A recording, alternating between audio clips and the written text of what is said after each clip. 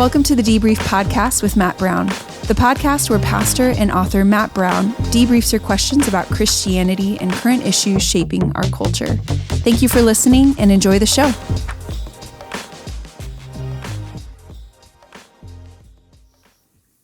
Well, hey everybody, and welcome to another episode of the Debrief. I'm super excited to have, I don't know if I can call you my friend. You can. I can? Okay. My friend that I pay to talk to, Marc Cameron, who was my therapist for almost 2 years and helped keep Tammy and I in ministry, helped make our marriage better, and helped me through a really, really tough time. I would say midlife crisis, but I'm older than midlife, so we could say top third of your life crisis. Close to death. Yeah. Yeah. So, welcome everybody, Marc Cameron. Just such a treat to meet you. So I got to tell you, I'm a little disappointed. So we went to you intentionally to be so far away, and I found out you live in the Inland Empire. I do. I didn't know that. I thought you were Orange County hoity-toity, and turns out you're Inland Empire. I live in the promised land of Riverside County. That's right. So, man, I'm so glad you're here. So I'm going to ask you a counseling trivia question. Do you know where the term shrink comes from? I do not. Okay, do you guys know? So it comes from the idea of a shrink, like a medicine doctor that shrinks skulls. And so psychiatry kind of had a bad name at first. And so to shrink your problems in your mind. And so it's those doctors in Polynesia that shrink the heads, and so that's where it comes from. So it's a derogatory term. So, but you're my shrink. And so hopefully you've not made my head smaller, but my problems smaller. Right. I didn't learn to shrink heads, so yes, I missed that.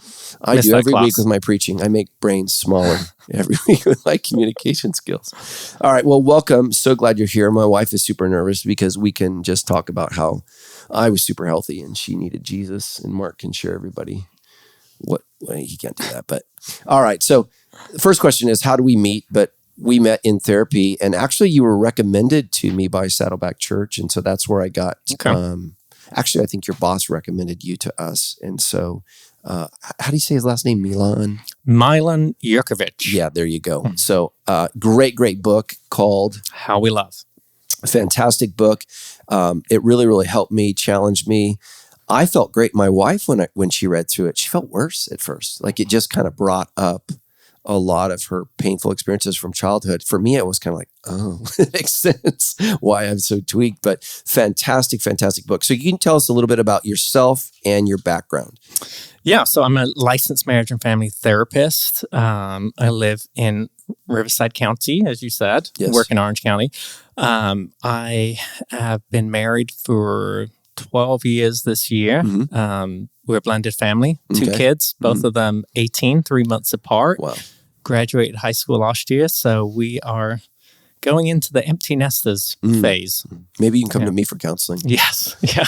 I tell you what, it's different. You gotta discover each other, and so much of life is about the kids and I would say taxi, but everyone says Uber now. You feel like you've turned into this Uber driver, and so you have to find yourself. But it was a real shift, more so for my wife than for me, because so much of her identity was wrapped up in the kids. Maybe more of my identity should have been wrapped up. Don't try to psychoanalyze me right now, but I was more looking forward to, okay, we can get back to us. She was really grieving the loss of what was. And so it was a different point. So. Yeah, it's a life transition when you go through that stage. And so there's some loss, but then there's some gain that happens too. Yeah. Yeah. So at least for you guys though, you're gonna lose both at the same time. So we kind of went one at a time. Right. That's gonna be well, we've done everything at the same time, so it's been interesting. So let me give you some common questions about therapy, because in the church, we're just told to pray about it. Go to God with it. Let go, let God. All the little phrases that we say that maybe aren't theologically wrong, but are not helpful when it comes to working through problems. Right. So here's some common questions about therapy. Why would I speak to a therapist instead of a friend? Like, I know my answer, but what's your answer? You're a therapist. Yeah, I mean, I think you'd speak to a therapist. I mean, the obvious is somebody is trained and they're a professional. But I think you'll get more objectivity. Sometimes when you go to a friend, you tell them your side of the story. They know you. They don't want to disappoint you, so they just say, "Yeah, you're right." Yes. And they affirm everything that you're saying, and then you think you're right. But when you go to a therapist, you're paying them to be objective. And so they hear you out, they do empathize and validate your feelings, but they can also direct you and help pinpoint, some things that they see in your life that you can grow. Yeah, one of the things that I tell people about you, because we've recommended several friends to see you, and I know I'm not allowed to out them on the show, but one of my friends who's a pastor was saying, why Marc? And I said, he's sneaky with his punches.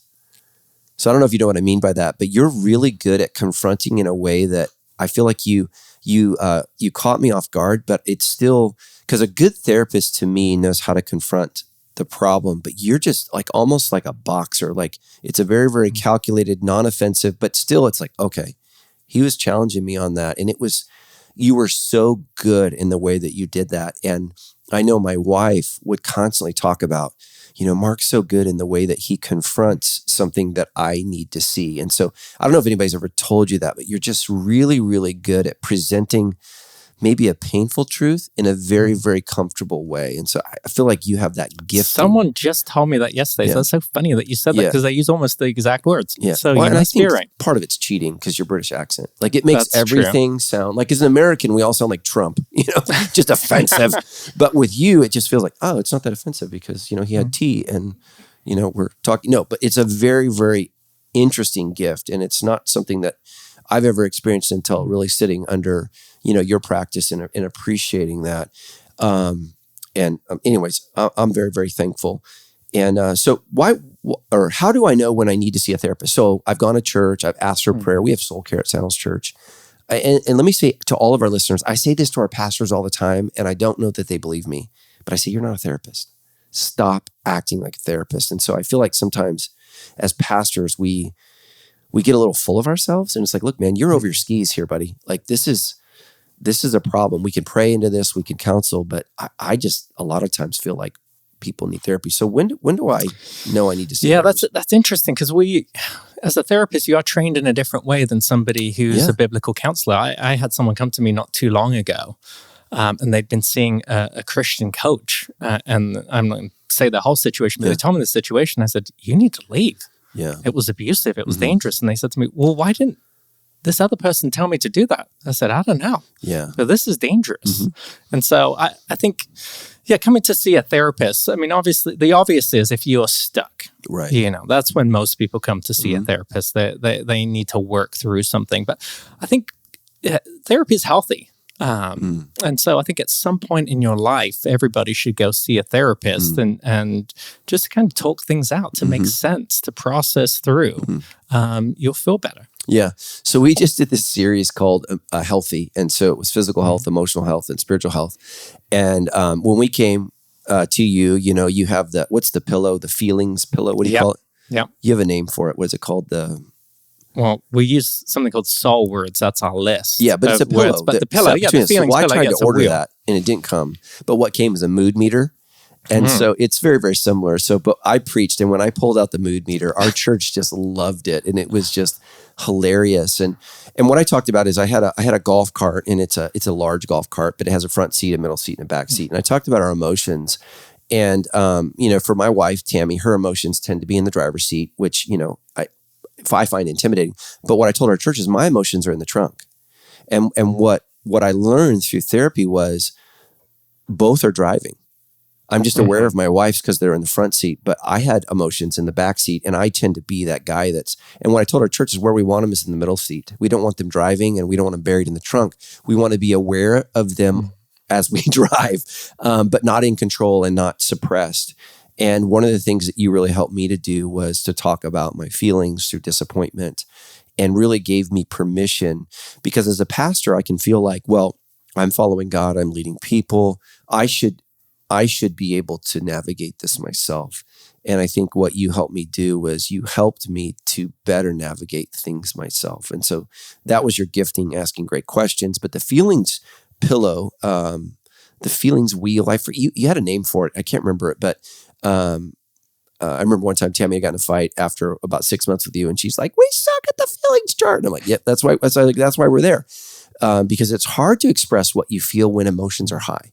Like right now, you and I are all chill, but we're not married. We're not fighting. We're not upset. We don't have a major issue to work through. But when the emotions were high, Tammy, I would say, was completely clouded by them, but I was completely unaware of, and you helped me see I'm dismissive avoidant. And so I dismiss those, I'll be fine, and then avoid them and not know they're there. And I have, since being with you for 18 months, whenever I'm facing an issue, I ask myself this question: what am I dismissing? What am I avoiding in this relational conflict? And that's been so helpful for me. So next question, how do I know if I chose the right therapist? I'm interested for your answer to this, because there's some whacked therapists out there. There are. I've heard some very interesting stories of people going to somebody for a while and then their answer is, oh, get a divorce. Yeah. And I think that's probably just met with the limitations of that therapist. Yes. So interview your therapist. I think a good therapist will offer you some time to interview them. I generally do that. Before I schedule an appointment with someone, I want to make sure I'm the right person to help them too. Yeah. So I have 15, 20, 25-minute phone call with that person. I understand, what's their issue? Why do they want to come in? And then I share a little bit about me, what I'm going to do, how I can help them. And I think that's really, I see there's, for a successful therapy, I think about it like a stool. There's like 3 legs to the stool. So you need the right therapist, because therapeutic alliance is a term that we use, right? The connection that you have with your therapist. You need to be able to feel like you trust that person. And like you said, they can speak to you in a way that will challenge you and that you can understand. So right therapist for you in that connection. But you also then need a good approach, because if you have somebody who takes you down the wrong way, well, they can be, you can like your guide, but if they're leading you down the wrong path, then that's not really going to be helpful either. And then the third leg is a commitment to therapy, because you can have a great therapist who teaches you all the right things, but if it's not the right season for you, if you don't have that commitment to growth, it's not going to be successful for you. Yeah, and I would just say it's work. You would give us homework every week, and that's just such an important part of the therapy. And man, that's huge. Okay, so I would just say I just ask for references.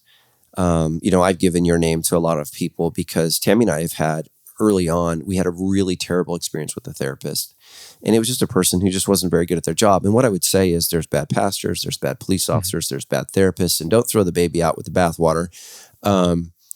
But make sure that, you understand, okay, hey, this can be helpful, and really, really find somebody that's an expert. And the thing is, like with you, like we had to work hard to get into your schedule because you are very, very competent and people enjoy your therapy. So it wasn't easy lining it up. And so when someone's like, yeah, I've got 40 hours open this week, I'd be like, okay, that makes me a little nervous. It's kind of like going to a good restaurant, yes. right? If the line's out the door, yes, you're like, something good is happening in here. If it's empty on a Saturday night prime time, you're like, why does no one know about this place? All right, last question. This is huge. How do I keep making progress in therapy? Because some people will just kind of get stuck. So it's the growth.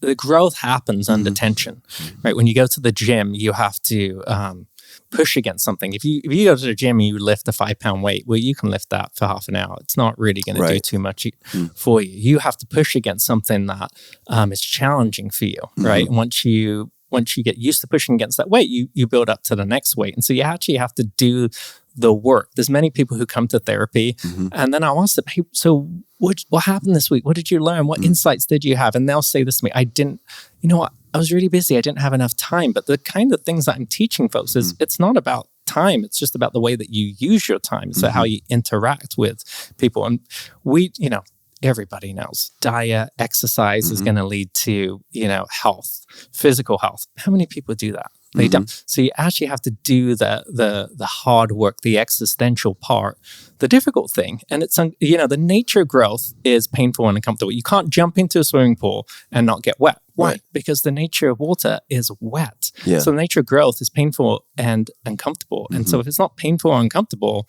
then growth is not occurring. Yes.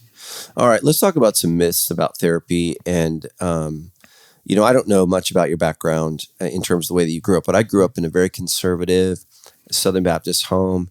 And I would say that my parents valued therapy, but I would say that they were an outlier in our denomination. Our denomination mostly would have said that is not biblical. There would have been a negative outlook towards therapy. And I remember talking to a family member recently, and I said, I just really encourage you to go to therapy. And she said to me, do you think I'm crazy? So this is an older person, but their category of therapy is like, this is for crazy people. And, that's something that I've had to challenge in my own life is, look, there's some emotional weights that I can't seem to carry or work through. So I need this. But where would you address that myth that people who seek psychotherapy are weak, mentally ill, or crazy? Like I recently just heard that crazy word. No, I've heard that before, and sometimes it's cultural too, and that's like the cultural expectation that people who need help, well, they just don't have it all together. But none of us have it all together. I mean, as Christians, we need the Bible because we need Jesus because we don't have it all together. And so I love the term mental health because we all need health. We all need physical health. And sometimes you need a checkup from the neck up. Yes, amen. As one of my good friends says. Yeah. And it's health to do that. If we think that we can do everything ourselves, then we're kidding ourselves. We're fooling ourselves. And that's probably what you need to go to therapy for, is to gain some insight, because we all have blind spots. Yeah. There was this one time in our therapy where you really helped me see something that I had not seen before. You challenged me on the fact that I explain rather than apologize. And here's the thing is, I would have told that to everyone, but I couldn't see it in myself. So like I was sitting down with you and your wife, I would say, Mark, you're explaining, you're not apologizing. But I was doing that. And it was so helpful, because for my wife, as we're engaged in an emotional struggle, I'm not my best listener when my alerts are up. But with you just said, stop explaining. And I remember you said, are you sorry for what you did? And I said, yes. And in the middle of counseling, you said, well, tell her. And I was like, okay. And then didn't do it. And you went, now. and so I was like, oh, I'm sorry. And then you said, she felt unloved about an issue we were having. You said, do you love her? Yes. And you were like, well, tell her. And I'm like, okay. And then again, you're like, now. And it was like I had these training wheels because we all revert to that, childlike state where we're just not, like if it's somebody else's marriage, we give great advice, we have great perspective, but the closer the hurt is to my heart, the worse I am at navigating it. And you just helped me to see that. And in a way was like, oh, I do love my wife and I am sorry. But even recognizing that, helping me to take the next step and act on it, which I would say is basic 101 level husbandry. But in my brokenness, I was nodding my head, but then didn't do it. And so you helped me take that next step. And I love that. Yeah, so it's learned to shift out that part of the brain, because we have a reactive part of our brain called the amygdala. Yeah. And when that senses danger, it shuts down our prefrontal cortex, which is our rational thinking brain, and we just react from that spot. And so, and we go into enemy mode oftentimes, right? We defend, we blame, we attack.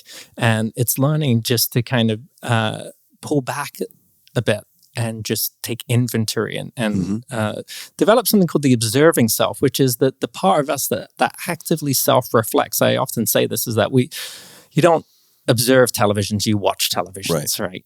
It's a very passive action. But when it comes to self-awareness, it needs to be an active process that happens. And so we need to be able to stop and say, what's happening right now? What am I feeling? Why is that going on? What am I doing? What am I reacting?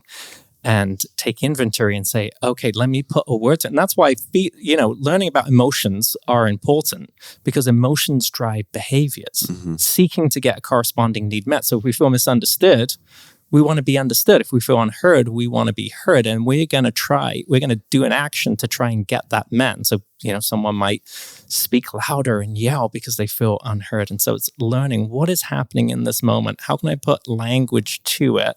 And maybe even just request what I need rather than act it out. Yeah, no, it was so good, and I'm so grateful. Psychotherapists and clients become best friends. So I don't know what you guys meant by this question, but what do you think? That's a myth. Oh. That's a myth. People believe that they're going to become my best friend. Oh, yeah. Yeah, I didn't even know you live in Corona, so I feel like I don't even know you. Who are you, Mark? Are you British? This is an accent. that's the strange thing about therapy, because you know, in every other relationship where one person shares this deepness, this vulnerability, there's something called reciprocity that happens, right? But therapy is very interesting because you, as a therapist, you're getting to know this other person, and as the client, you're sharing all of this vulnerable stuff. But sometimes you might not even know, like what you're saying, like basics, like where do you live? How many kids do you have?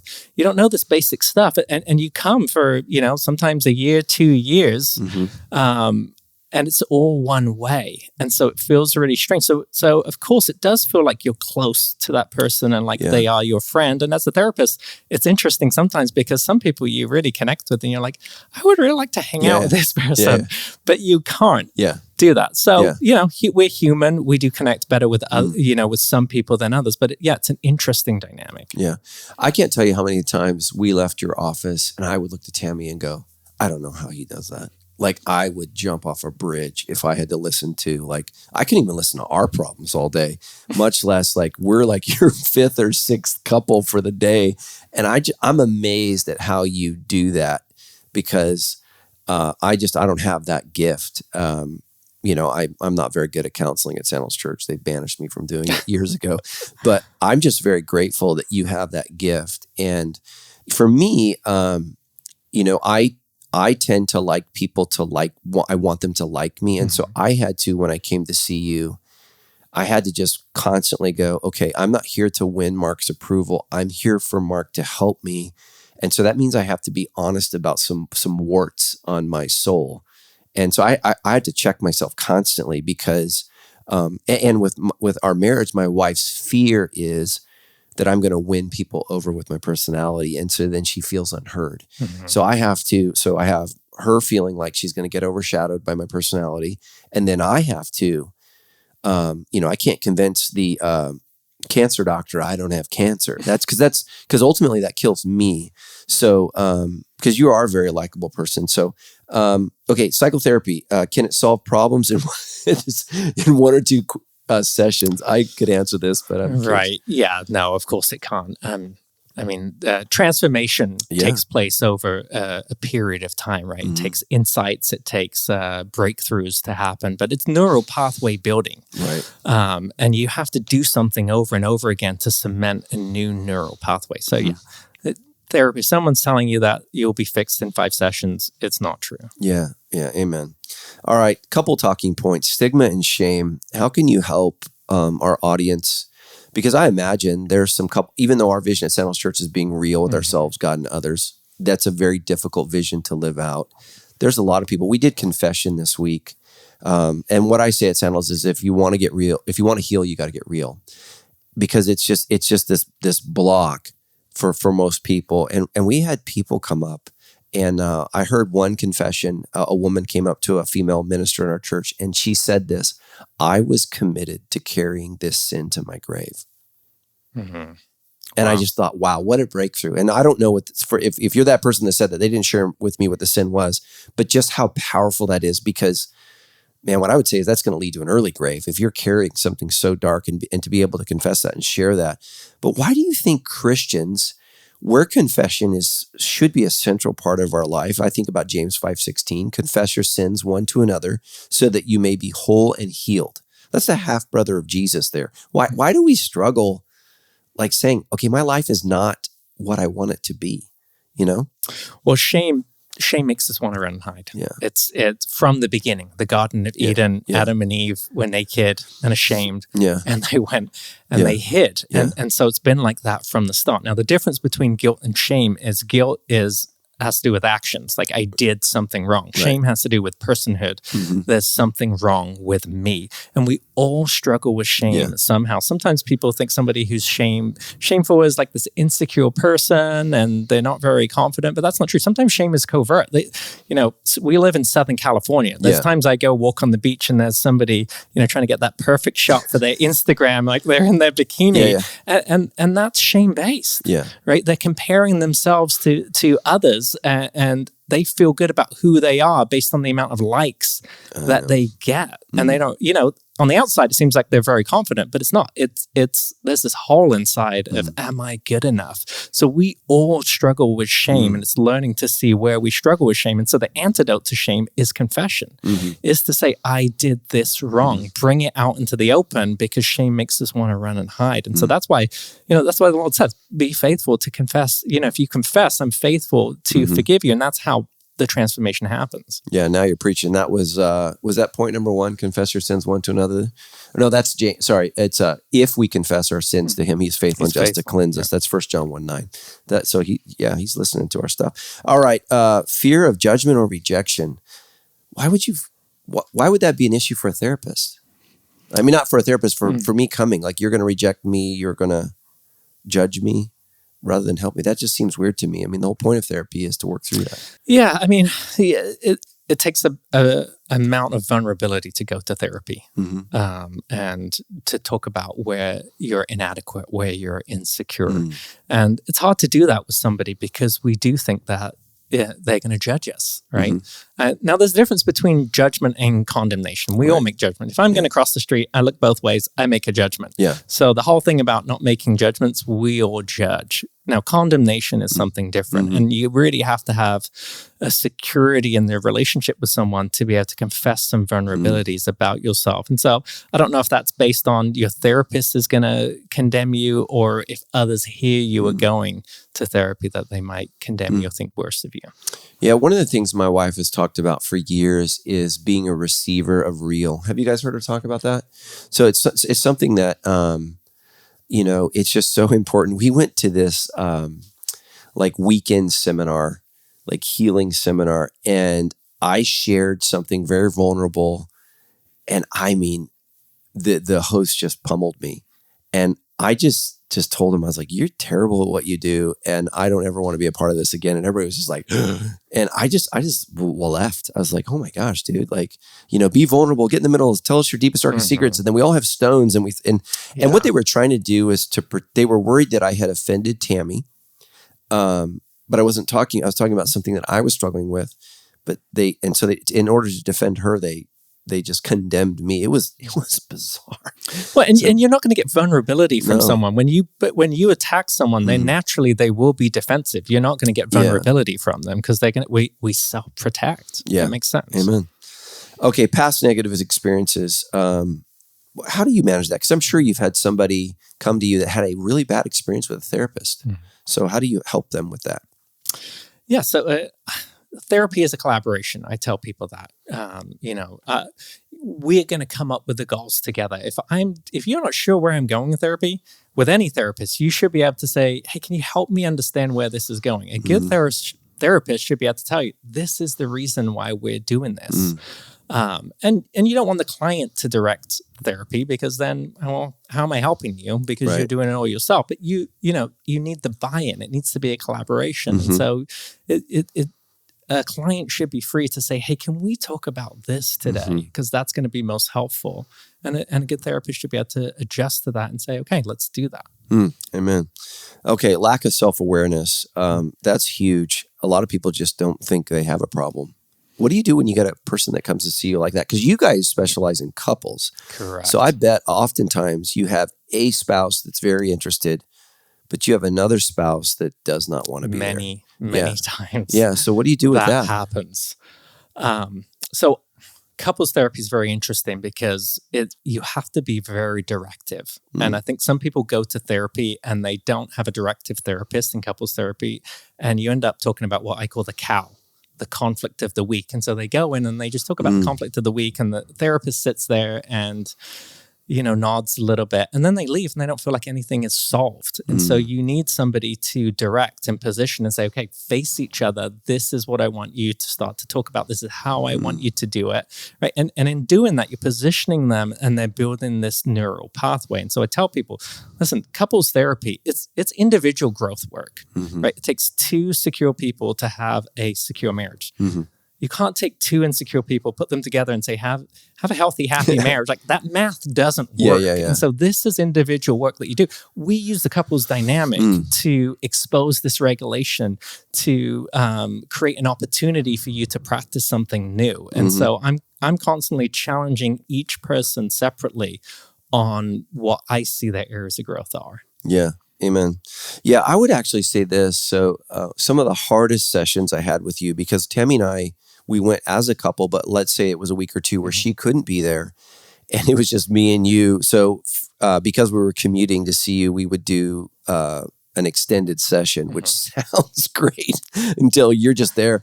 And I remember walking out of there going like, I just needed to sleep for like 7 days because I was like, wow, there's a lot that I have to work on and process. And it was heavy lifting.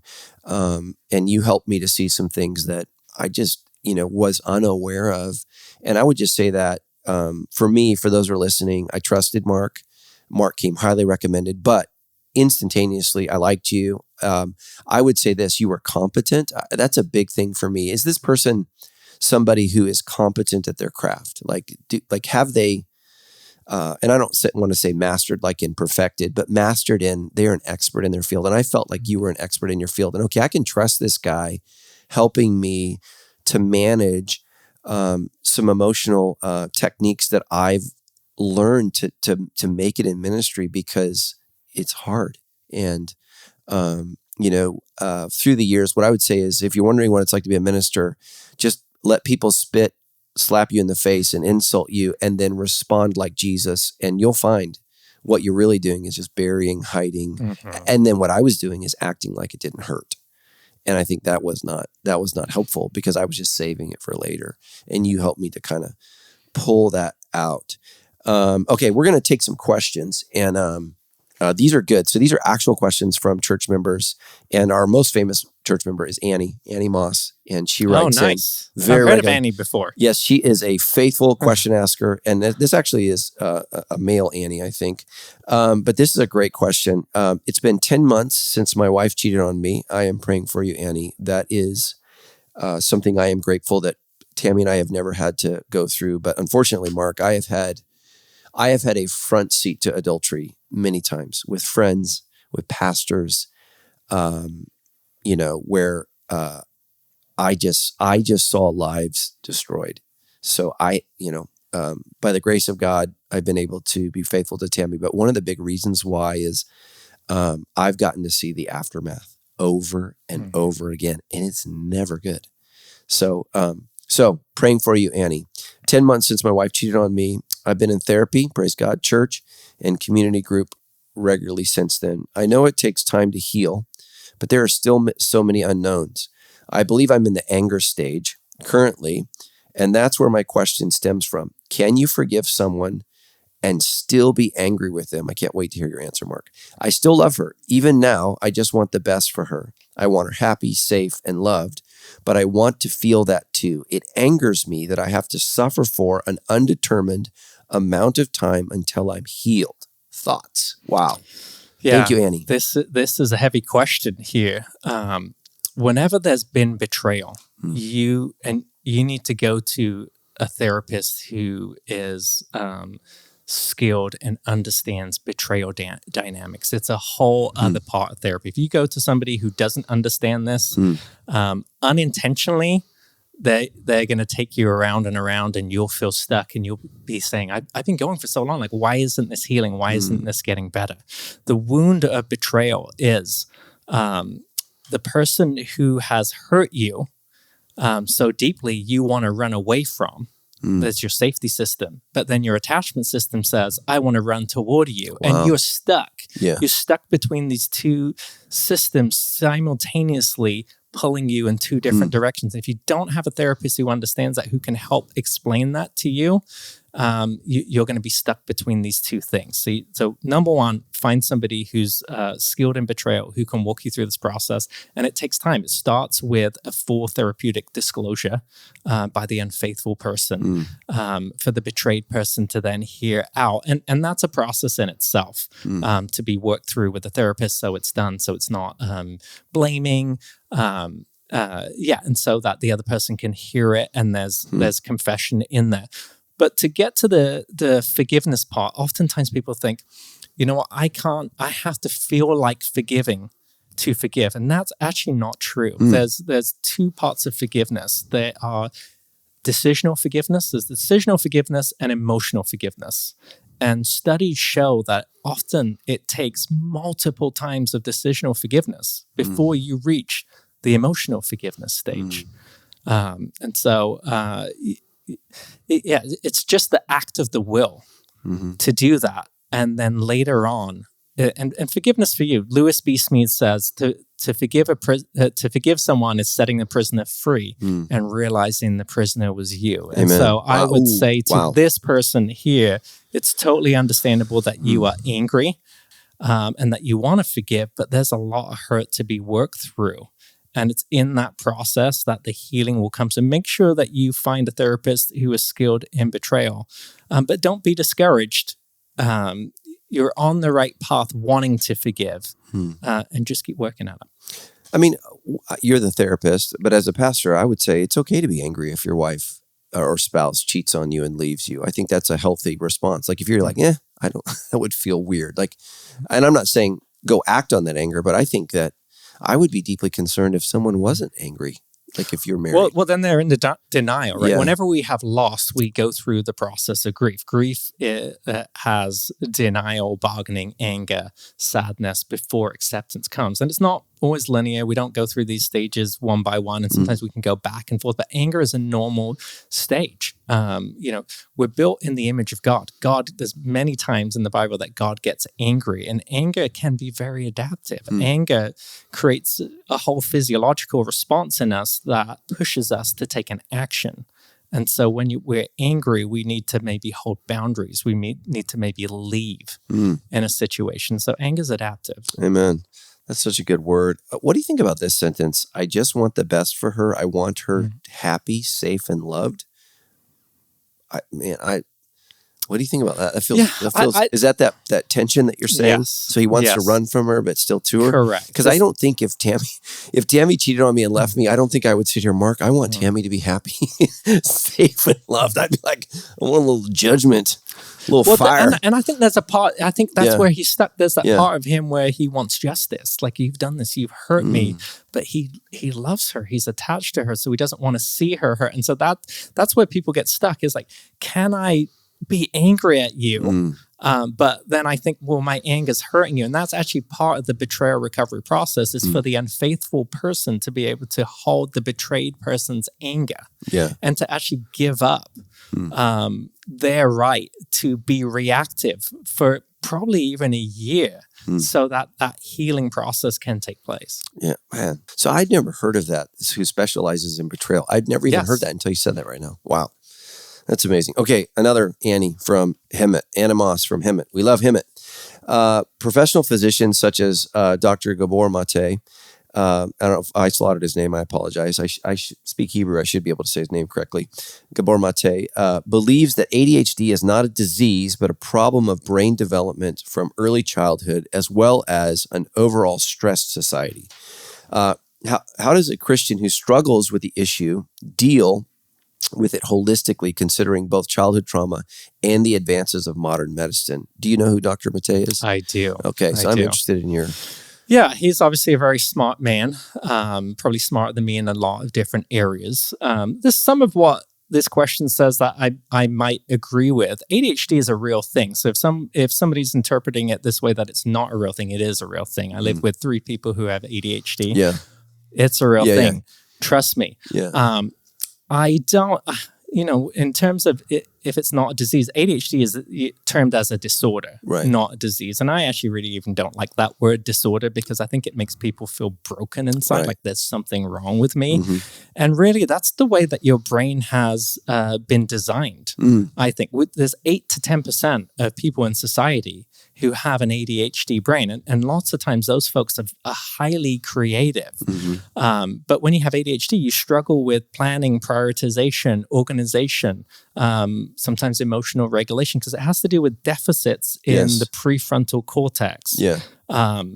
So how do you, so what I would say to that is there's a lot of research out there that shows that ADHD is actually a real thing. Right. It does have to do with brain development. Now, we do know that trauma can impact somebody's brain development. Absolutely. So sometimes somebody who's gone through a lot of trauma does have cognitive deficits in that same way, where they're highly distractible, they're inattentive, and it has to do with a trauma response that's happening. And so I think if you go to a good therapist, they can kind of do some of that probing and take a historical approach and flesh that out. But when it comes to, I think the question is more about, identity and, how do we address this holistically? Well, the number one intervention for ADHD is medication. Now, I'm not saying that everybody who has ADHD needs medication.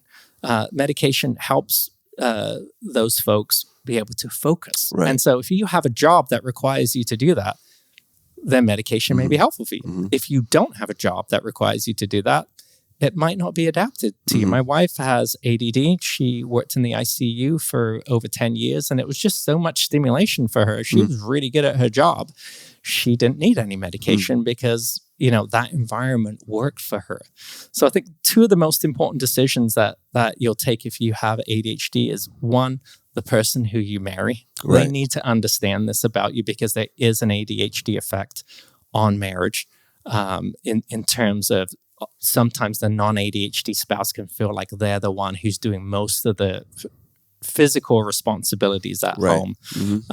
But the number two thing, I think, is the job that you pick. Pick a job that allows your ADHD brain to function well. And I think if you do those two things and acknowledge that it's there, acknowledge that it has an effect, you can learn other strategies too. So ADHD is also an intention disorder. That these folks don't have the internal motivation that somebody else might have to do the dishes or do some of these other menial tasks. And so what you need to do when you don't have internal motivation, you need to supplement that with external motivation. So you might put in a reward for yourself and say, you know what, I'm going to have a donut if I do these dishes. Or you might have to say to yourself, I'm not going to watch my favorite TV show until I get the dishes done. And so it's learning to put in this other scaffolding in place to help you through. But you're not damaged if you have ADHD.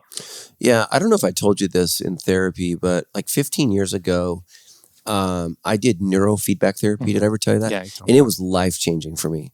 I actually sat down with a good friend of mine. This guy's multimillionaire, but his ADD made mine look like nothing. And he literally ripped the equipment off his head 5 minutes into therapy and ran out and never came back. And I just was... my kids would say, Dad, are you listening? Or are you listening? Like I knew it was a problem. It was a deep problem. Like I want my children to feel like I'm listening to them. I wanted our church members to feel like I was attentive. I wanted to be able to focus. Like I couldn't read through a book until I was 35 years old. Like I could not sit down and read a book. And the first book I picked was Lord of the Rings. Because when I was a kid, I loved it. But someone's like, shouldn't you start with a smaller book? And I was like, no, this is the book. And I remember when I finished that book, I just cried. I was like, I can read now. And now I love reading. But I did neurofeedback therapy, and that was life-changing for me. I don't do medication, but I do supplementation. So Dr. Amen, I don't know if you and I have talked about him. Amen, yeah. So I use some supplements that he's recommended, and they've been life-changing for me, just to kind of help me focus. And I always take it before I preach and when I'm preparing my message.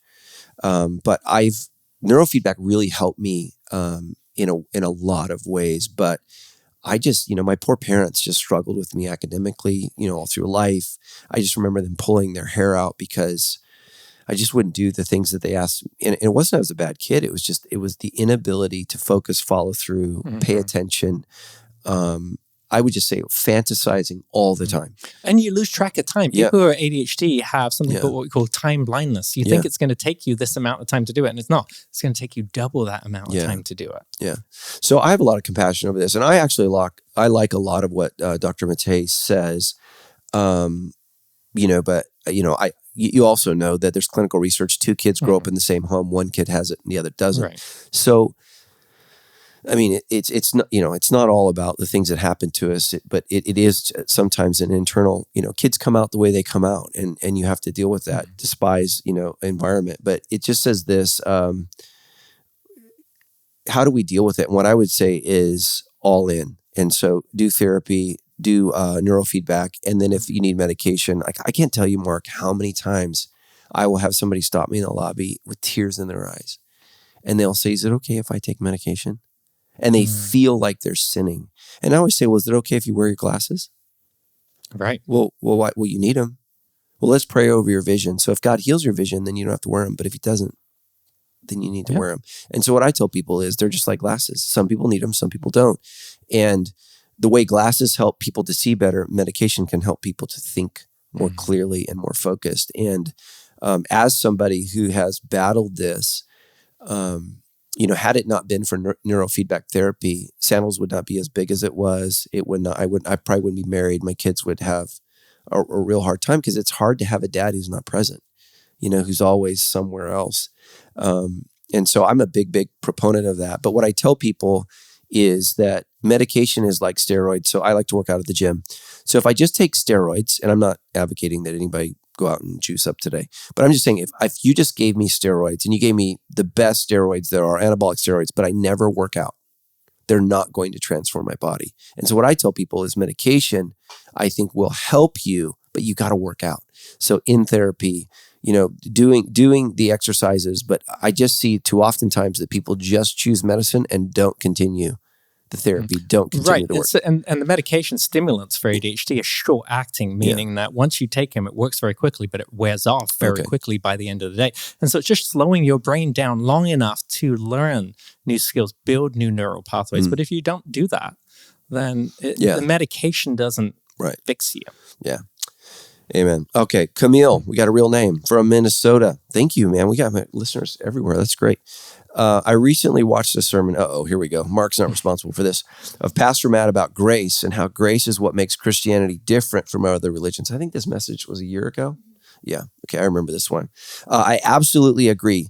But what would you say to the person who has been traumatized by someone else? How do you balance giving grace when someone has hurt you and trauma still exists?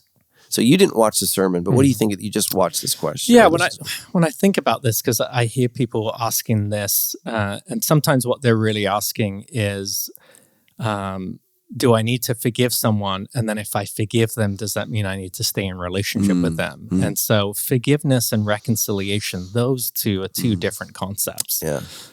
Oftentimes they go together, but they don't always go together. And so sometimes the healthy thing to do is to not be in relationship with somebody. Yes. And so, and that's the best thing for them and not just you. So forgiving somebody and having grace, doesn't necessarily mean that you don't then have to deal with the trauma. And so this is something that we often tell people, who have been betrayed because, they feel hurt and broken inside. Yeah. And then, common statement is, well, I didn't do this.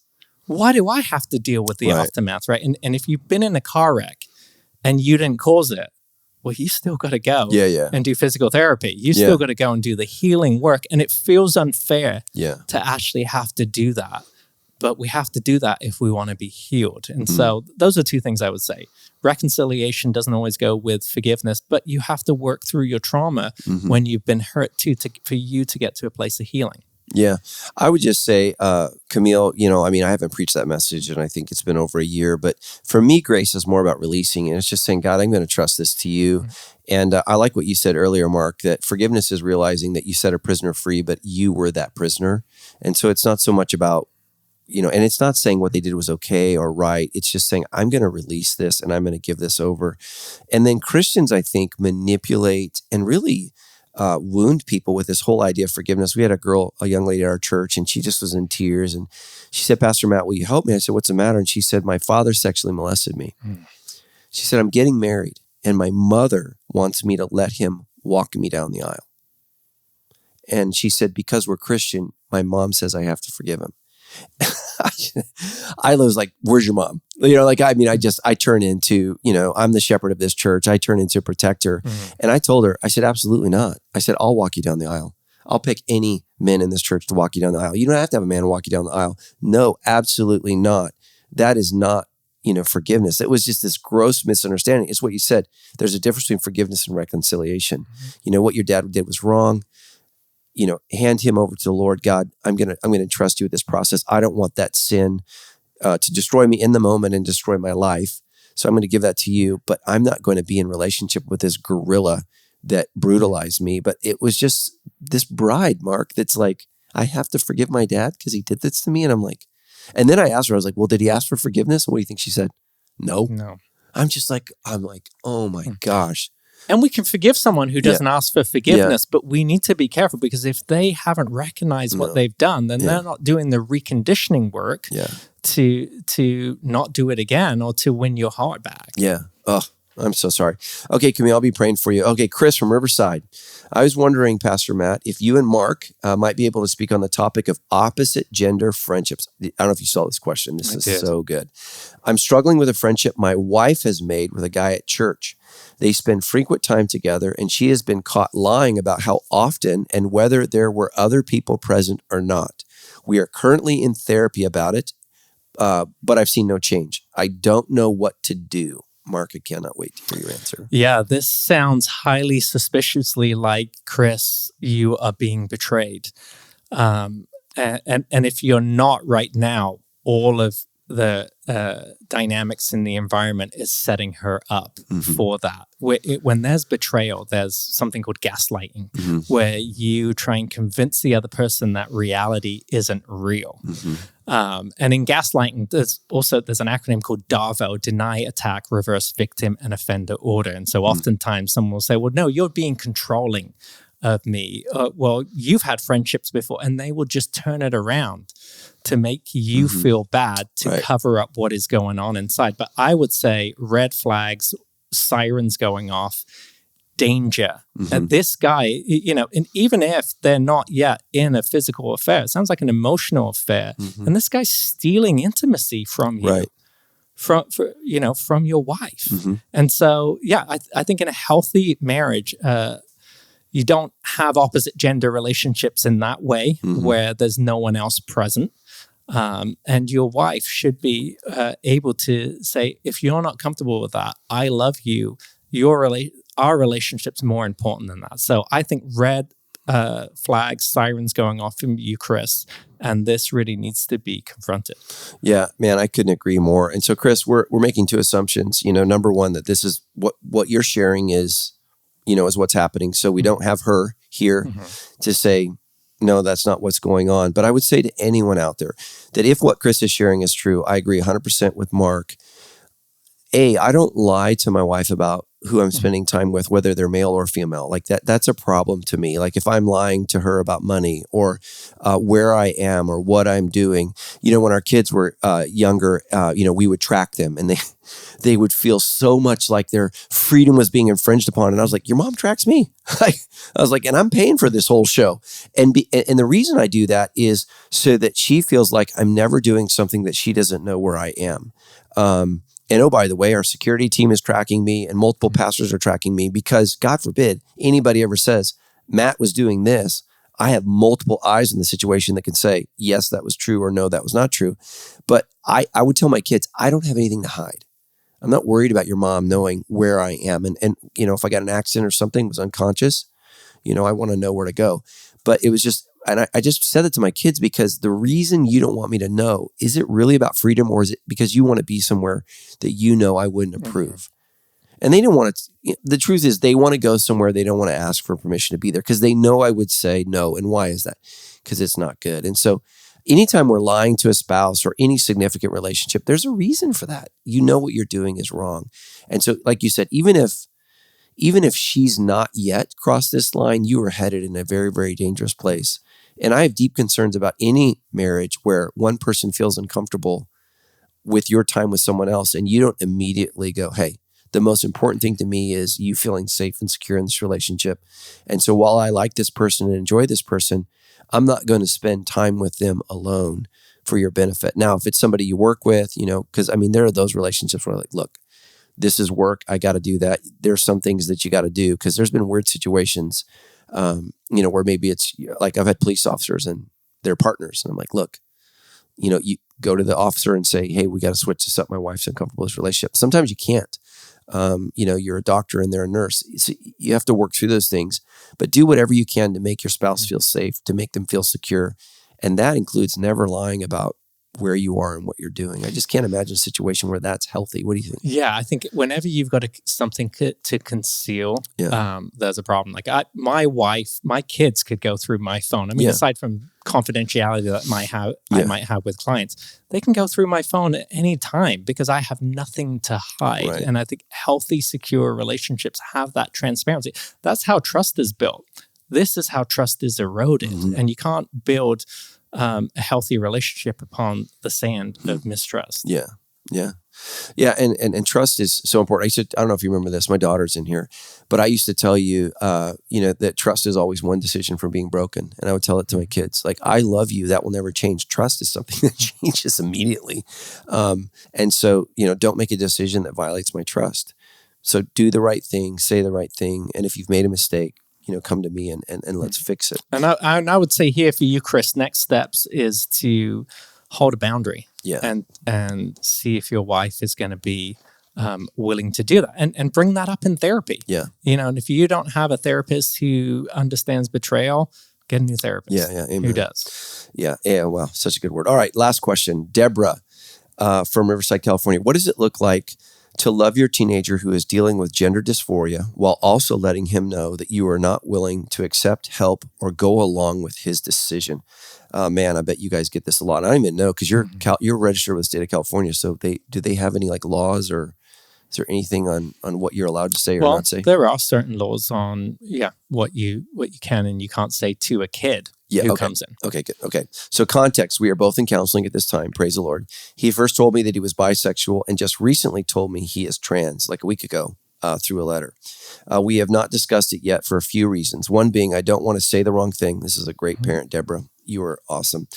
And damage our relationship or what's left of his faith.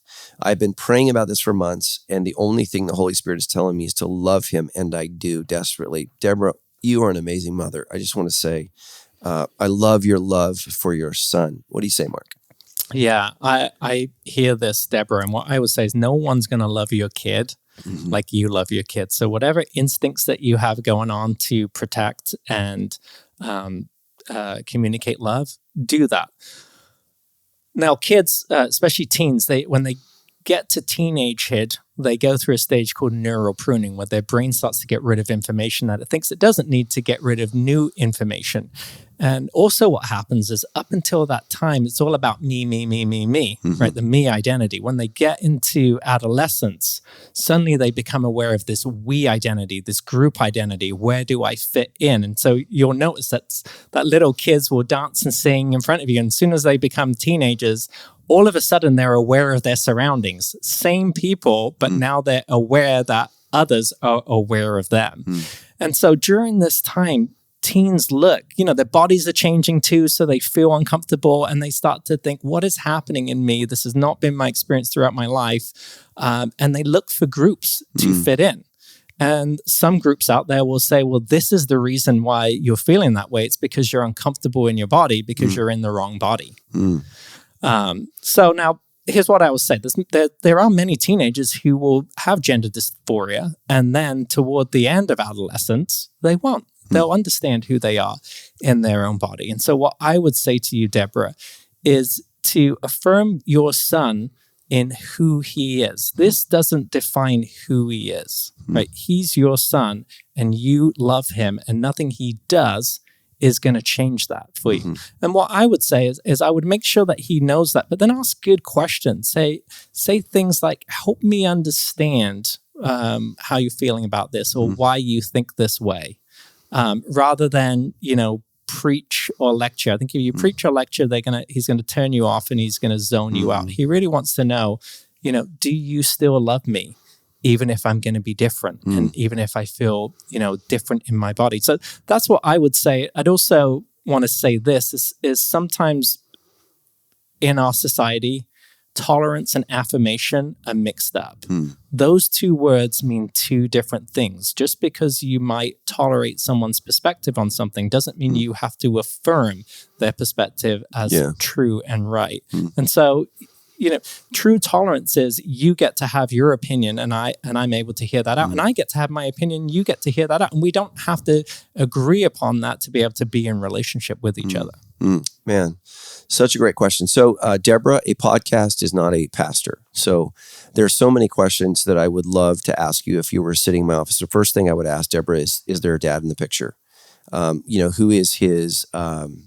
who is a male role model that he looks up to? And so I would just ask that. And that's not to put pressure on you as a single mom or I just want to know that. But for young men, so much so, especially in their teenager years, I mean, one of the ways that we understand our manhood is through someone else, a dad, an uncle, a youth pastor, an older brother. And it's hard, especially in this culture, to see masculinity that is affirmed. It's just a very, very difficult thing. So masculinity is not affirmed in our culture. It's attacked. What is affirmed right now is femininity and trans and bi, because those things make you unique. So I'm not saying that he doesn't have a genuine struggle or he isn't struggling on these things. What I'm saying is there's an overwhelming issue in our culture of this right now. There's a great book by, and you guys double check this, put in the notes, I believe it's Abigail Schreier, and it's called Irreversible Damage. She is a Jewish doctor that is writing on the fact that so many of these young people that are going through this, it's not an actual gender dysphoria issue, it's social pressure and social anxiety.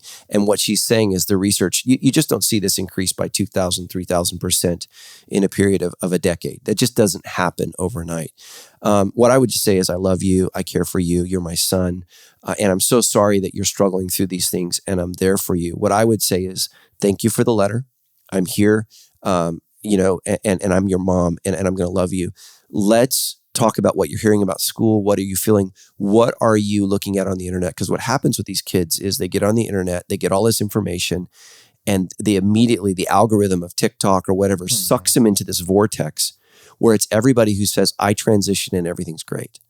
So what I would do is just, and don't attack that, just listen, and then just ask this question. So are there any other channels where young people have transitioned and it didn't work out so well? So can we get some other information? Because I have a person that I love deeply that's transitioning, and he believes that it's like 1,000%.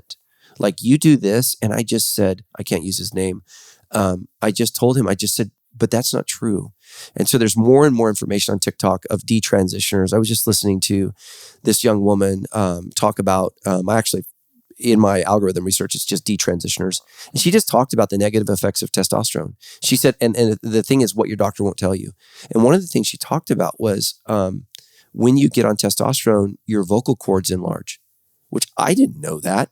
Well, a young boy, when he goes through testosterone, our larynx grows to make room for the testosterone-filled vocal cords. Well, if you're a woman and you transition, your larynx does not grow. It does not make room. And she talked about how horrible her pain was because she has these gigantic cords that are impacted by testosterone. She ran through all of these things about how painful her clitoris was. And she's just like, look, sex is painful. It's awful. I don't like wearing underwear. It's uncomfortable. And she just said, I'm not telling anyone not to transition. I just wish my doctor would have said, hey. And our doctors are pressured to affirm and to care. And they're not talking about, any other medical procedure, they would say, hey, Marc, here are the pros, here are the cons. But with this issue, we're just not telling people hey man, there's some side effects. Like if you and I went to the doctor's office and we're like, we want testosterone, we're both men, our doctor would say, okay, well, here's some pushback. Here's some effects of you as a male receiving synthetic testosterone. But if you're a woman, boom. And there are negative effects on both sides. And so like for a young man, here's just something to think and talk about. When you go on these hormone therapies, you become at risk for both male diseases and female diseases. Like it multiplies it because and so these are just some things just to talk about this. And is this something that's permanent? Is this something that's temporary? And just really try to let him know that you're on his side because in the end, you're his mom forever and these people and these voices. And so just really, and maybe, I don't know if there's, because therapy in California is tough because I don't know if therapists can legally try to talk a person out of this anymore, but they're not allowed to. Yeah, so that's a very, very difficult thing. But what I would, well, and I Yeah. should clarify it like this: it's not necessary to talk a person out of it, but Yeah. if somebody comes to you and says, "I have certain feelings and I don't want to have them," Mm. there's a limit to what you can process with them about that. Yeah. Okay. So for those who couldn't hear, there is a dad in the picture, and so I'm sorry, and that's why there's just not enough information here. So thank you so much, Deborah, for this. But what I would just say is, it's so important that you love your kid no matter what. Like, there's nothing. I may not affirm your lifestyle. I may not. Certainly not going to celebrate it. I have a dear loved person of mine that said, "Will you go with me in a pride march?" And I just said no. That's and he didn't speak to me for a year. He's a family member, and I love him and I care for him. And I literally said, no, but I do love you. And he gave me the emoji laughing face with tears, because to him, love means I affirm what you're doing to your body. And so, he's struggling transitioning, and somebody that's very, very close to me, and I love him dearly. And I'm sad that he's battling these issues. And so the thing, Deborah, that I've learned with, the person in my life that's struggling with transitioning, is that is one issue of about 20 issues. But he has believed, if I can fix that, all of these other things will suddenly magically go away. And the truth is, it will just invite more. So I would just say, invite the dad in this process. Be very, very careful. I think as dads, there's a young man in our church specifically that, was struggling with homosexuality. This is maybe 10 years ago. And I recently went out to coffee with him, and I just said, "Can I just apologize?" And he said, "For what?" I just said, "For how I handled you as you were coming out." I just said, "I was scared for you, and I was worried." And I kind of went like rated R explicit, like, "You don't really want to do this lifestyle, and here's why." And I said, "What I really wished I would have done is, I love you, and I don't think this is what God has for you. But as your friend and pastor, I'm here for you while you journey through this." I said, "Will you forgive me? Not because I think being an active homosexual is what God wants for you, but because of how I handled myself in this process." It was so interesting. He said, "Thank you." Because I was afraid for him, specifically of what men were going to do to him. Because you and I know men are not all loving and tender and kind. And I was afraid for this young man that I had known since he was really little. But I was scary and harsh and very black and white. And I didn't see him as a young man really tormented with, am I going to follow Jesus, or am I going to choose this lifestyle that my faith says is not okay? And so it was interesting. And so he said, "Thank you for that." And we're still on journey. And what I would just say, Deborah, with kids, it's a long game. It's not like, how do I win this argument, but how do I win my son's love and affection, and ultimately convincing him that what's best for him is God's best for him, and that God doesn't tell us things. God's not trying to keep us from a party that's fun. He's trying to keep us from something that is damaging to us, whether we see it or not, or whether we agree with it or not. And ultimately, God is for your son, loves your son so much so that he's saying, hey, there are some feelings that we have, or some senses that we have, that may or may not, we may or may not understand, but God understands, and God is there for us. And so what I would just say is, it's just so important to stand with what you believe, but to make sure that your kid knows that your heart is just for him, loves him, and is so saddened that he's struggling with this. Because being a teenager, period, is difficult, much less throwing in, am I bi? Am I, what do you call it? Am I struggling with gender dysphoria? Am I trans? That's a lot to process as a young man, particularly with a dad that's serving, working in an industry that's outside. I want to make sure that we save some confidentiality here. But Deborah, I will be praying for you. And I love this, that he wrote the letter. And I would start there. Thank you so much for entrusting me with this. I can't imagine how hard this was for you to write.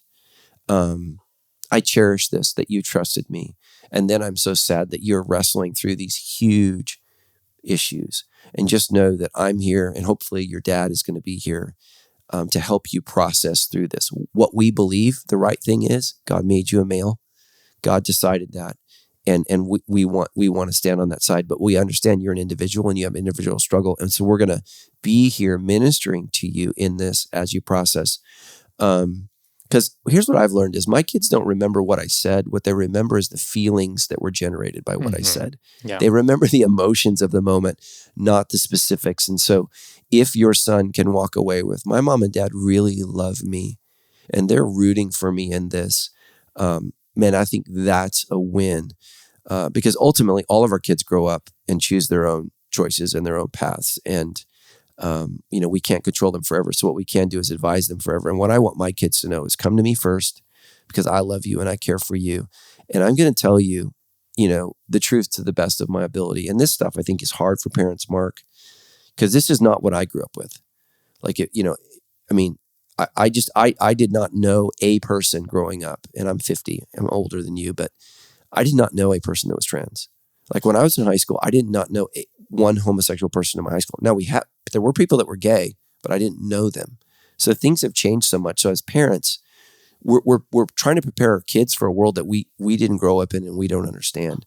And I would just say that. But the truths of Scripture are eternal, and God understands, and God knows, and God loves your son. And so again, just really, really speak to, I love you, I care for you. And let him know he's not alone. There are people in our church who feel the same way that he does and are trying to follow Jesus to the best of our ability. They are here. We do love them and we do celebrate them in that they are trying to submit their desires to Jesus and submit their own understanding of themselves to Jesus. And then, but identity is the great struggle of our age. So, sorry, I can talk forever. So anything you want to say? I think you nailed it. I think you're paid to say that. All right. Thank you so much for listening, Deborah. We will be praying for you. We'll be praying for your son, and we'll be praying for his faith in God. And I pray that God speaks specifically to him in this. But we love you. Thanks for listening, everybody. Mark, thanks for being here. Thanks for being my shrink. Thanks for having me. And helping me be a little bit less crazy. I appreciate it. All right. Thanks a lot, guys. See you next week. And don't forget, if you want to submit questions, submit them to the Debrief. What is it? move.se/I can never get it right. They'll put it in the notes. Love you guys. Have a great week. God bless. Hey guys, thank you so much for listening to this episode. My book, Every Day a Miracle, comes out March 5th. Please pre-order today. It is a book about a journey towards trusting God who heals inside and out. Thanks for watching the episode.